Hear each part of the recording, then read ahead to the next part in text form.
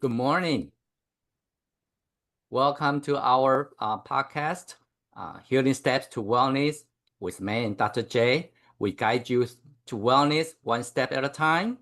And one bite at a time. With Mayor Norton, thank you so much for your continued support. It's our pleasure to have you at our podcast today. I have to express the gratitude that you have been one of our favorite and most trusted individuals to communicate, especially involved with the community of wellness in the past couple years. And we really value your partnership, and we are deeply grateful for your consideration. So today we have a couple minutes, and would like to have a conversation with you about on several subjects. So, So why don't we start with Mayor have some introduction of herself. yes, thank you. Well, thank you so much for the opportunity to be on your podcast, and also for being able to partner with you on, our move to make Rochester the healthiest community. And your work was easy to get involved with. It's easy to do the right thing for people in the community and keep them well and healthy and happy. So thank you for that partnership. I've appreciated it. And I have been mayor of Rochester for 7 years now. From the very start, I wanted to focus on having a healthy community. We serve a lot of people here in our community who come here for healthcare, but we often forget to focus on our own health, whether it be physical or mental. And so your push toward really identifying and focusing on lifestyle medicine has been a joy to be part of. And as mayor, I'm here to continue to be your partner as long as I'm mayor. So, Wow. And I think something people don't realize is Rochester is the third largest city in Minnesota. So it is. It is the largest city outside of Twin Cities, and we are the location of the world-renowned Mayo Clinic. Yes. We absolutely are, which is the state's largest employer, which also people don't really understand that. We're known for a lot of our Fortune 500 companies here in Minnesota, but Rochester hosts the largest employer in the state. And again, focusing on healthcare is what we do here. And we want to continue to make sure that everybody that lives here is happy and healthy. And I'm with you. So, Mayor, ask you, kind of a personal question. Like, do you have any personal story or any moment that really deepen your commitment to health and wellness in the community? I have always been active. I was a gymnast as a young person. I was a dancer, ballet and tap. And so it was always part of that, idea of being healthy and being active was always part of my life. And when I served on the school board many, many years ago now, 20 some years ago, it was clear to me that we were facing, as a community, but really as a nation, a growing issue with obesity. So children were becoming overweight and obese when they were young. And of course, that follows you into adulthood. And so as a school board member, I joined the comprehensive and coordinated school health committees and literally have been involved in this issue ever since. And I wish I could say we solved the problem and everybody is in a safe and healthy weight. And that just isn't the case. I do think things got a little worse during the pandemic as we were all home and maybe not, we were worried about our health in a different way and weren't paying so much attention to what we were eating. So I think it's been particularly wonderful to focus on lifestyle medicine post-pandemic, just as it was prior. But that's what the impetus was, making sure that if we can handle overweight and obesity in our children, it does not create a lifetime of struggling with weight. If we can, kind of get on in the preventative early stages, our children will be happier and healthier for the rest of their life as they grow into adults. Yes, I do remember the times you were serving on the school board. That was quite some time ago. We don't want to say how long. A long time ago. Yes. And so you have supported our initiative like Walk with a Dog, the Community Wellness Symposium, and the Pharmacy RX. And you also, Doc. yes, Walk with the Doc. Not by a Silver Lake, but what impact have you seen on the Rochester community through those activities? Well, again, it supports this idea of residents in our community taking control over their lives and their own health. And I think sometimes people forget that much of what we do causes the outcomes for the, that affect the rest of our lives. And so if we can take control over the things that we eat and the level of activity that we do, there's some empowerment that you can give people about their own health. And I love that perspective. I think that's, it's good for us to know that we can control some things. And one of the things we can control is our own health, and which can lead to a control over the health outcomes that we have later on. So it's been my pleasure to support the initiatives, to continue to learn from you and with you as we've done this. Every time I go to one of your symposiums, I learn something new. I won't claim to be the perfect vegan eater or the perfect healthier eater, but I know that I don't take a bite of food anymore without thinking about the health outcomes it can have. And I'm much more careful about the things that I eat, and I try to stay on the side of making the right choices. And I think that's a step in the right direction. Definitely, definitely. We really so a lot of us speakers, they even comment that, wow, you have very cool mayor, very supportive. And so I just want to let you know that so many community, they are jealous that we have a great mayor like you. So well, and your symposium has grown every year. That's been one of the things that's been exciting. It continues to grow. People who are coming now from outside the city of Rochester to participate. That was really fun to see last year, a growing group of people from outside Rochester that have joined us. So I hope that continues as we move ahead. definitely. Maybe you cannot retire as a mayor. Oh, don't punish me. So this year we have done something new to the community at the community of wellness event is we invite a group of the local leaders, kind of a sample some local leaders, 125 Live, Think Mutual Bank. So you also were participating at that panel discussion.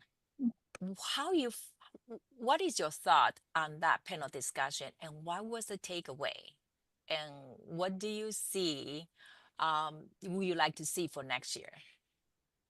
Well, what's particularly feels good to me is that we're spreading the message. We're getting more people involved. 125 Live, folks may or may not know, is a place that offers activities, both physical, but also lifestyle things for seniors.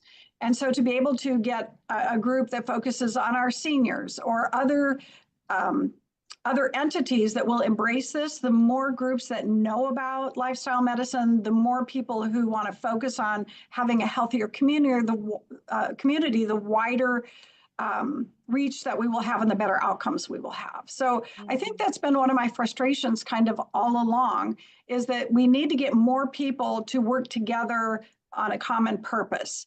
And you've started doing that, and that panel sent that message to me that the more of us that embrace this, the bigger reach and response that we'll have, the more good we can do. So we're doing from the grassroots route, and you are in the position to do more of the top-down approach. So every April during our symposium, you proclaim Lifestyle Wellness Awareness Month for the city of Rochester. Is there anything that you're trying to convey this message through this proclamation? Absolutely. That, again, all the things we've talked about, take control of your lives, focus on your own health. It's good for you physically as well as mentally. It can keep you from having to go to the doctor so many times when you're healthy, right? It's that preventive component. Prevention is important in many aspects of our lives, as well as kind of an early intervention mindset. So, I think the timeline is very nice with your symposium. I do a Move with the Mayor activity, so I try linking all these things together. How do you encourage people to exercise? Well, for me as an elected official, I can use the bully pulpit, is what we call it, in order to message lifestyle medicine. I can message the importance of exercising, and I can model the type of behavior that you hope the rest of the community will embrace. And so, leadership can't do everything, mayors can't do everything, but we can be part of the solution. And so I try to utilize my position in a way to support a healthier lifestyle and longer life and better health outcomes as part of my role as mayor. How do you see the local government can focus more on preventive medicine? Well, I think some of the things that you have seen and will continue to see is our park and rec department. Rochester is known for its nearly 100 miles of trails. We have over 100 parks in the city of Rochester, and utilizing and making sure they're available. We try to have a park within a 10 to 15 minute walk of everybody's home. Those are the kinds of things that we can do as a city to encourage people to get out. And with that comes making sure that those people feel safe at those in the parks. So, again, a part of a city's role is public safety, and we have a very safe community, and we try to maintain that. There are other things that you've done, for instance, and the city does, which is having public gardens so that people can grow healthy foods and be able to access them and when they want them. And they're less expensive when you grow your own, of course. So it's something that helps people in lower incomes, as well as, I have friends that, certainly make a nice income, but they love growing their own food and they take pride in that. And so I know you do that at your place, and I know, we have them citywide as well. Yeah. Well, thank you very much for bringing up the community. This is called community garden. That Lotus House Foundation has a community garden. It's called Pharmacy RS Community Garden, just right next to Rochester Clinic's property. That also serves as a produce prescription purpose, and we hope that this message can travel across so many parties, entities, that we encourage more physicians can really prescribe the fruit and vegetables before they truly give out the medications, as more than 85% of the chronic diseases are lifestyle related. We should give ourselves the opportunity to heal our body. And what you say and I is think exactly. Absolutely. In our park department, and Olmsted County Public Health has worked on the Park RX, using the outdoors as, again, proactive treatment for their own health, right? So utilizing the parks, utilizing the trails, walking and biking more, all that all ties together. So yeah, the city has a role in this, and I hope to be able to help support that. And what role do you see for the public-private partnership in advancing the wellness in cities like Rochester? Well, in so many things, it takes all of us working together. And that is one of the things I love about the symposium every year, where you bring people from all sectors together so that we can all focus on community health. And we need to do more of that, not less. Public-private partnerships take a lot of work and effort, but I do think they're the right thing to do. And I hope we can continue the relationships that we've had moving ahead and grow them, in fact. So, Mayor, as you already point out that you noticed in the past couple of years that we have a grow the community of wellness symposium size, and you have seen people travel from Illinois, from our surrounding states. So, being a mayor, you also set a good model for other community, and hopefully they can replicate something in their community as well. Now, it happened that we also kind of aware of there is such a Mayor Council for Health and Nutrition. Would you please share that with us? So there are a couple initiatives. One is the Move with the Mayor, which I've been doing, and that's through the National Forum for Heart Disease and Stroke Prevention. I've been working on that with Dr. Clymer since I got involved as mayor. But there's also another program called the Mayor's Alliance, and it's the Mayor's Alliance to end childhood hunger.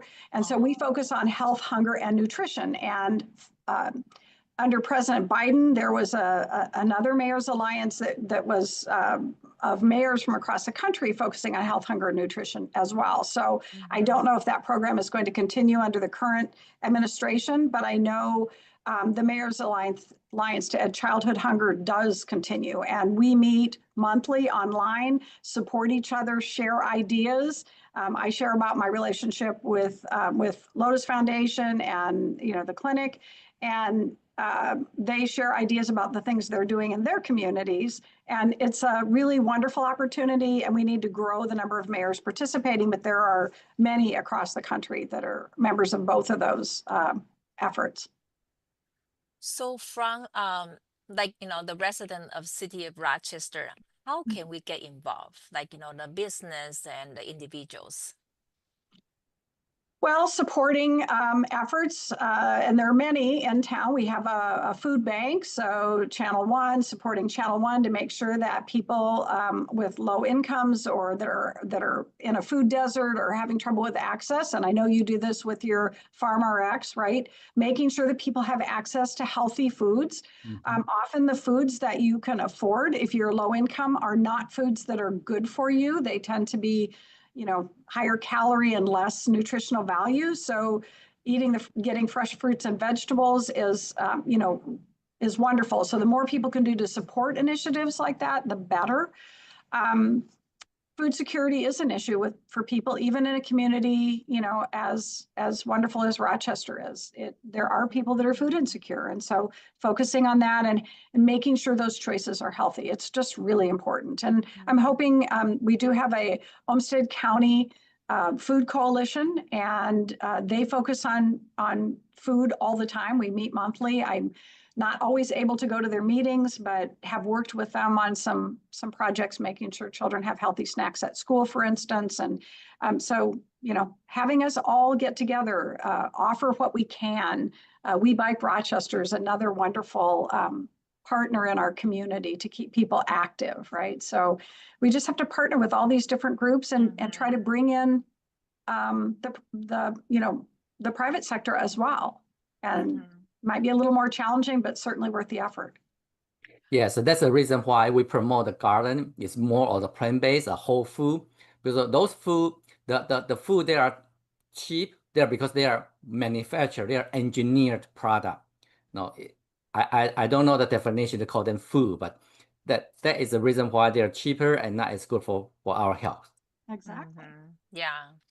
Exactly. So, if there's any way that as a mayor, you mentioned so many projects, so many initiatives right here. Wow. I wish that many people in Rochester can hear what you share. So in the meantime, can you please share with us how we can better involve and as the advocate of community of wellness, we connected with many companies. Wherever we go, we set up the health fair. What are the needs that you see the most, and so we can share the message with our partners as well? Well, I appreciate that question. And I think what you're talking about is something that I struggle with often, even as a mayor in a city, is how do you reach people in order to bring them in as partners? And I appreciate that you're reaching out maybe, person to person, because that's the most successful way that I found. Our communication and the way people get information now is so complicated. It's so diverse that it's really hard to use one method and reach enough people to bring them on board. But as I do kids walks, or I, do the women's walks, or you do walk with the dog, we each reach our own little populations. And as we work together and continue to try to be partners, I think we can use all of our different communication streams to reach more people about the things there are available in our community for healthy eating, for activity, to, so that you're not alone. There are other people who will join you. And I certainly know if I have someone to go to the gym with, I'm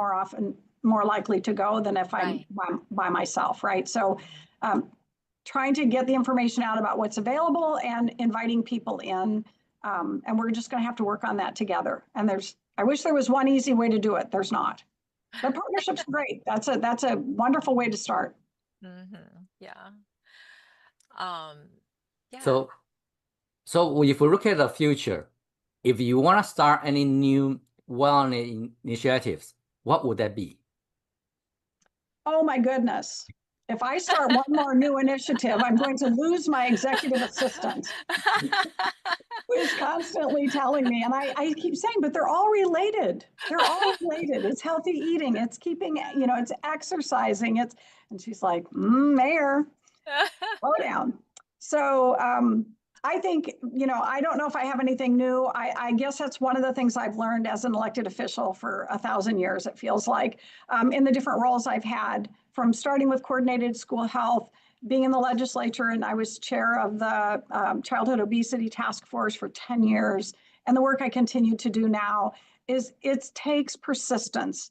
Adaptive problems like this don't have quick solutions. They require a tenacity and a persistence, and keeping it on everyone's radar. And so, I guess that would be the lesson I've learned is I'm not going to start something new. I may try a variation of getting, a new idea to get people involved in the same focus. I'm not changing my focus. It will continue through the time I remain mayor. Yeah. That's a very good strategy. I think from what I heard today, what I learned today, you emphasize a lot on the children's nutrition. You care about the childhood obesity, and the children's health actually impact their adulthood when they grow up too. Yes. And also affect their family. So an education involved with the parents is so important. It looks like we have been trying to bring on the children's nutrition from our April, just the past event. It looks like maybe helpful to reintroduce the nutrition talk, like from, in a different angle, a different focus to help more parents understand it. Absolutely. And one of the things I'm doing this year is there's some children's, I guess you would call them cookbooks. It's focuses on young children, and I'll be handing those out at an event later this year. So, right, finding new ways to help. And I think we're going to bring some goodies and have the kids learn to make their own healthy, like a trail mix.